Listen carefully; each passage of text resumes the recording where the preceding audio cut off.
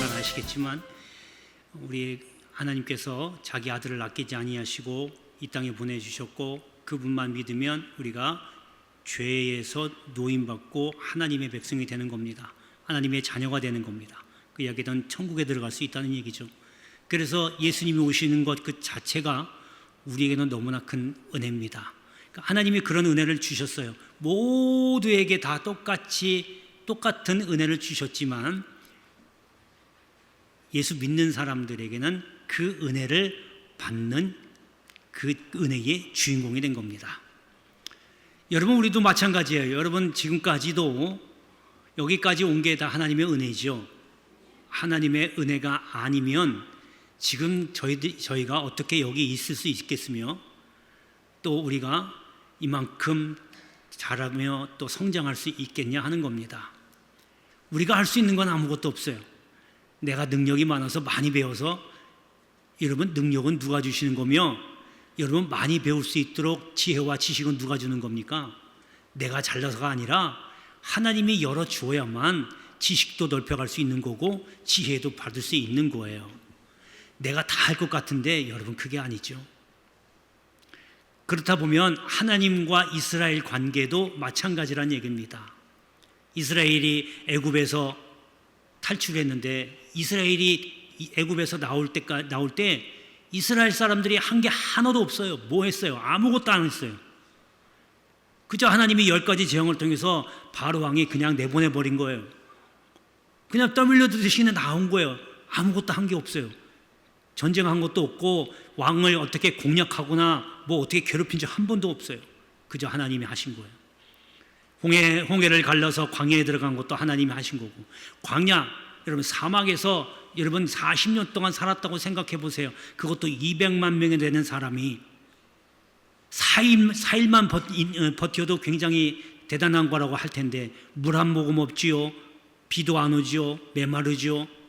그런 생물이 살 수 없는 그런 곳에서 40일도 아니고 40년을 살았다라고 하는 것은 이건 정말 전적인 하나님의 은혜가 아닐 수 없습니다.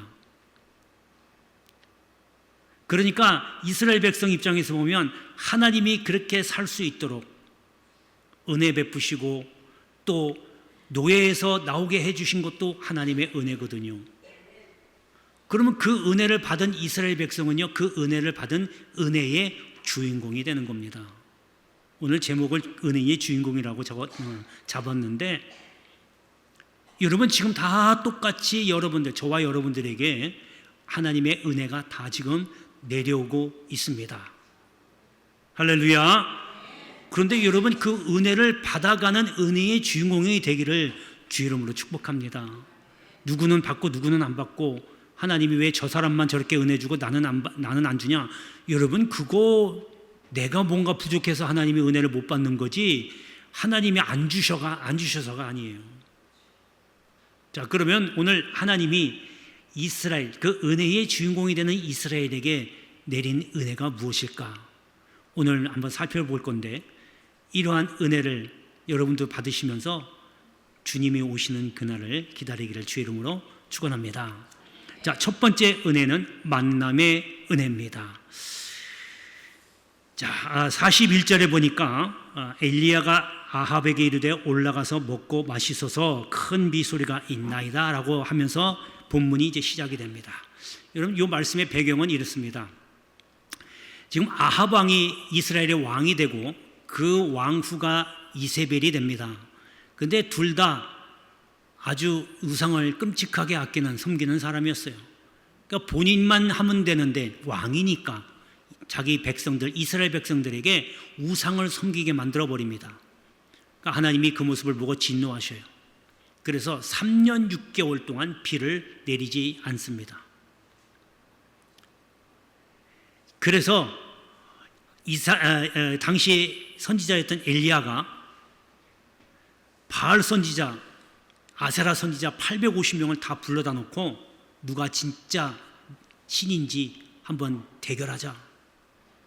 그래서 거기서 승리합니다. 하늘에 불이 내려와서 제단을 다 핥아버리고 이 여호와가 진짜 참신이다라고 하는 것을 보여줍니다. 그리고 850명 되는 우상 선지자들을 다 전멸시킵니다. 자, 그 일이 있고 나서 이제 기록된 게 바로 지금 본문의 내용입니다. 자, 이제 그 일이 있고 나서 이제 이스라엘 백성들은 다 각자 이제 집으로 돌아간 거예요. 그리고 엘리야 선지자는 갈멜산으로 기도하러 올라갑니다. 올라가서 무릎을 꿇고 무릎 사이에 얼굴을 묻고 기도합니다. 뭔 기도하겠어요? 하나님, 이제 문제를 해결해 주옵소서. 비를 내려 주옵소서. 그랬더니 저 멀리 사람 손만한 구름이 보이기 시작합니다. 복의 징조가 보인 거예요. 여러분, 이스라엘 백성 입장에서는요, 이러한 선지자를 만난 게 복이고 이러한 선지자를 통해서 하나님을 만날 수 있었다고 하는 겁니다. 그러니까 만나는 게 은혜가 이스라엘 백성에게 있었다는 거예요. 이런 만남이 얼마나 중요한지 몰라요. 내가 누구를 만나느냐에 따라 내가 달라지게 돼 있어요. 내가 어떤 친구를 가까이 하느냐, 내가 어떤 사람하고 가까이 지내냐에 따라 내 생각이 바뀌게 되고 내 행동이 달라지게 돼요. 여러분, 그러니까 신앙생활도 은혜 받은 사람하고 가까이 하세요. 맨날 불평불만하는 사람 가까이 하면 여러분들도 모르게 불평불만 나오고 계속해서 부정적인 생각만 들어가요. 그러니까 은혜 받은 사람하고 같이 만나면, 같이 다니면 은혜 받은 이야기, 은혜 이야기를 나누니까 그 은혜, 그래도 은혜가 100%는 안 와도 쪼가리라도 나한테 은혜가 떨어지거든요. 믿으시면 아멘 하세요. 이게 무슨 미신적인 얘기가 아니고 실제 그렇습니다. 그래서 누구하고 같이 다니냐가 굉장히 중요한 거예요. 말씀을 많이 읽은 사람하고 같이 있으면 말씀이 떡고물이 그래도 나한테 돌아오게 되고, 찬양을 많이 한 사람하고 들어가게 되면 나도 모르게 찬양이 입에서 그냥 술술술 나오게 돼요. 이러면 만남의 은혜가 이만큼 귀한 겁니다.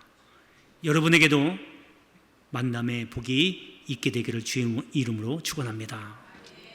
자, 두 번째는요, 해결의 은혜입니다. 여러분, 오늘 읽은 본문 말씀처럼 보니까 지금 비가 내린다고 하죠. 자, 그리고 나서 43절 끝에, 45절 끝에 보면 큰 비가 내리는지라 이렇게 돼 있어요. 하늘이 캄캄해서 큰 비가 내리는지라. 자, 이제 엘리야가 갈멜산 꼭대기에 올라가서 기도합니다. 하나님, 비를 허락해 달라고 기도합니다. 그리고 사함 보고 확인해 보라고 시켜요. 없는데요. 7번 시킵니다. 이제 사람 손만한 구름이 있습니다. 그러니까 비가 내릴 줄 알고 아합 왕에게 비 맞지 말라고 이 얘기를 하는 거예요. 여러분, 하나님께서 이스라엘 백성이 죄를 져서 하늘 문을 닫아버렸어요. 사람이 닫은 게 아니라 하나님이 닫으셨어요. 그러니까 이거는요, 하늘 문을 열려면 사람이 할 수가 없는 거예요. 하나님만이 하셔야 되는 거예요. 그 사람은 할 수 있는 게 뭐예요? 그저 기도밖에 없어요. 여러분, 자녀들도, 여러분 경험해 보셨는지 모르겠지만 자녀들도 내가 그냥 뭐 건강해서 자녀를 쑥 낳았다? 그거 아니에요. 건강한 모습으로 나올 수 있는 것도 하나님이 은혜 주셔야 되는 거예요. 하나님이 태문을 열어주셔야 자녀가 나오는 거예요. 이걸 뭐 내가 과학적으로 어떻게 하고 막 발버둥치는 인간의 모습들 보면요, 정말 참 딱하기도 해요. 우리 그 원리를 아는 우리는요, 우리가 할 수 없는 일은 하나님께 기도밖에 할 수가 없는 거예요. 하늘의 문을 어떻게 열어서 비를 오게 해요? 사람들의 과학이 너무 발달하다 보니까요, 그 비를 내리게 하려고 별 희한한 기계를 다 만들었어요. 구름에다 뭔 약을 뿌려가지고 뭐 비를 내리게 한다나요? 그게 좋을 것 같아요? 여러분, 사람이 아무리 지식이 뛰어나고 아무리 기술이 발달해도 태풍은 막을 수가 없고, 가뭄도 막을 수가 없고, 홍수도 막을 수가 없고, 지진도 막을 수가 없어요. 그러고 보면 하나님 앞에서는 우리는 겸손해질 수밖에 없는 거예요.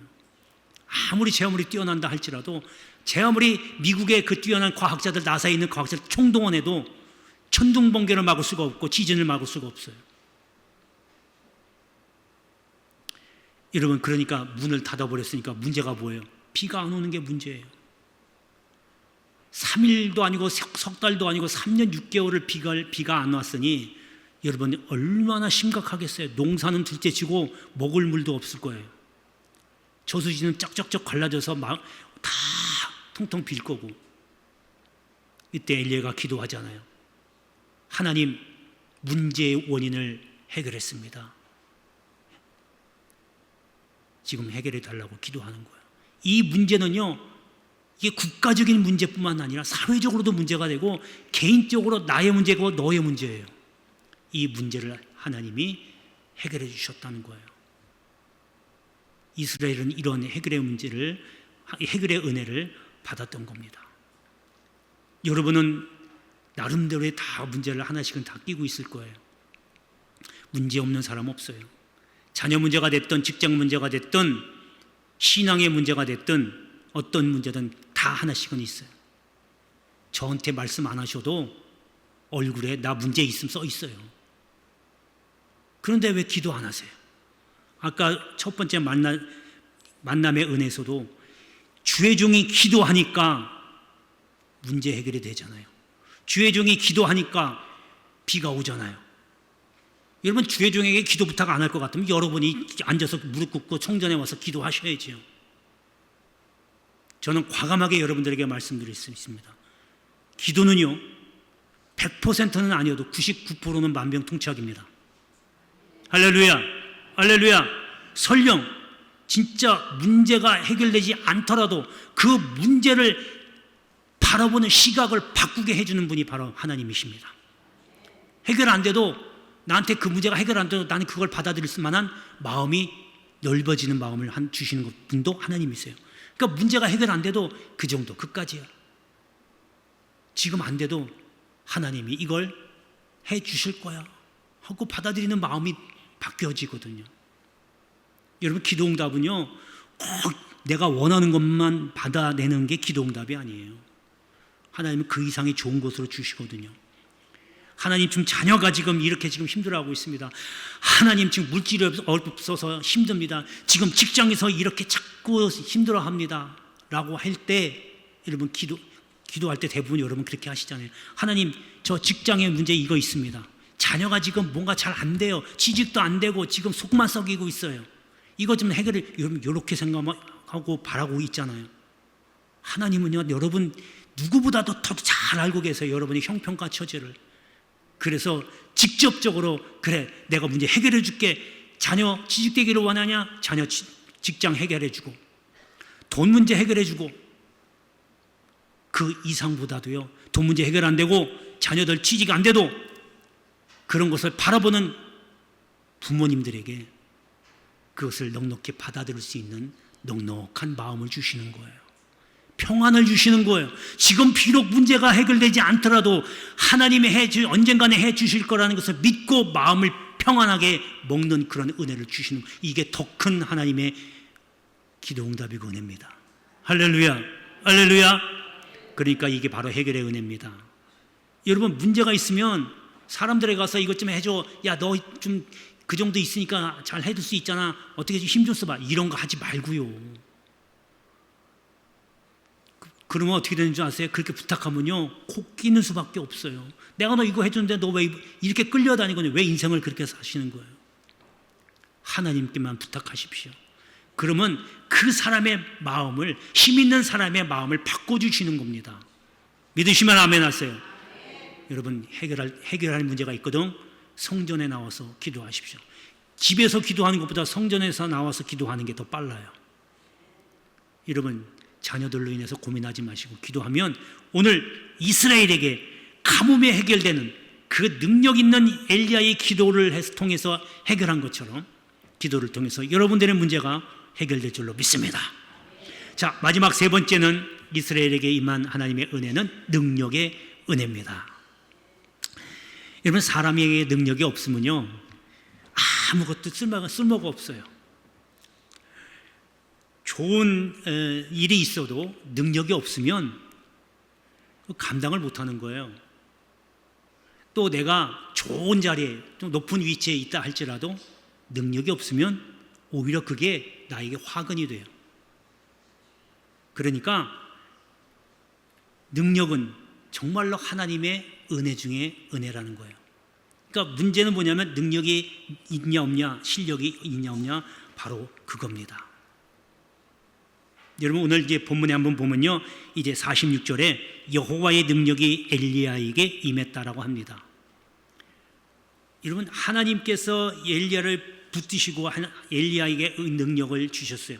여러분 거듭 말씀드리지만 하나님은 직접 일하시기도 하지만 거의 대부분 사람을 통해서 일하시거든요. 그러니까 지금 하나님께서 이스라엘에게 뭔가 하시려고 하는데 엘리야를 통해서 일하시는 거예요. 그러니까 엘리야에게 하나님의 능력을 주신 겁니다. 근데 그 능력이 어떤 건가 봤더니 그가 허리를 동이고 이스라엘로 들어가는 곳까지 아합 앞에서 달려갔더라. 지금 비가 오니까 아합에게 비 오니까 비 맞지 말고 가세요라고 이제 얘기를 해줘야 되잖아요. 그러니까 지금 비 맞지 말라고 하는 이제 그 얘기를 하기 위해서 아합에게 가야 되는데 아합은 지금 벌써 마차 타고, 마차 하면요 보통 말 한 마리 두 마리는 끌고 다닐 거 아니에요. 마차를 타고 가는 거예요. 얼마나 빠르겠어요. 사람이 아무리 달리기가 빨라도 마차를 추월할 수가 없어요. 근데 성경에 보니까 하나님의 능력이 임했더니 마차보다 먼저 갔대요. 여러분 이게 믿어지시세요? 역시 안 믿어지시는군요. 이러면 안 믿어져도 하나님은 그렇게 하실 수 있는 분임을 믿으시기 바랍니다. 할렐루야. 엘리야가 먼저 갔대요. 마차보다. 하나님의 능력이 임하니까 못할 것이 없는 거예요. 하나님이 하늘의 문을 여니까 하늘에서 비가 내리는 거예요. 하나님의 일은요 하나님의 능력을 하는 겁니다. 사람의 능력으로 하는 게 아니에요. 보이는 거는 사람이 한 것처럼 보이죠. 어떤 사람을 만나서 어떤 은혜를 끼쳐서 하나님이 일하시는지. 여러분 우리 담장 공사 했잖아요. 우리 처음에 예상할 때에 저거 한 2, 3천만 원, 4천만 원 들 거라 그랬어요. 그런데 하나님께서 귀한 만남의 은혜를 주셨어요. 익산에 어떠한 조경하시는 업체를 만나게 해주셔서 그분이 공사 다 하신 거예요. 그분이 중장비 다 갖고 계시니까 와서 다 하고, 그리고 돈도 싸게 불렀어요. 저거 다 해가지고 2천만 원밖에 안 불렀어요. 다른 데서 3천, 4천 불렀는데. 여러분 우리가 생각했던 거는 걱정이 됐지만 막상 부딪혀서 하니까 하나님의 능력이 임했다는 거예요. 여러분 저기 담장 공사한 거 튼튼해 보여요? 안 튼튼해 보여요? 안 튼튼해도 그냥 튼튼해 보인다고 말씀하세요. 튼튼해 보이잖아요. 이제 우리 장로님께서 마지막에 거기에 이제 마무리한대요. 봄에 나무 심고. 여러분 이제 하나님이 의심되시면 저 담장 공사한 걸 보고 하나님을 믿으세요. 하나님을 믿으시기 바랍니다. 그런 하나님의 능력이 이 연무대교회뿐만 아니라 여러분 개인과 여러분 가정과 사업장에도 임하게 되기를 주의 이름으로 축복합니다. 기도하겠습니다.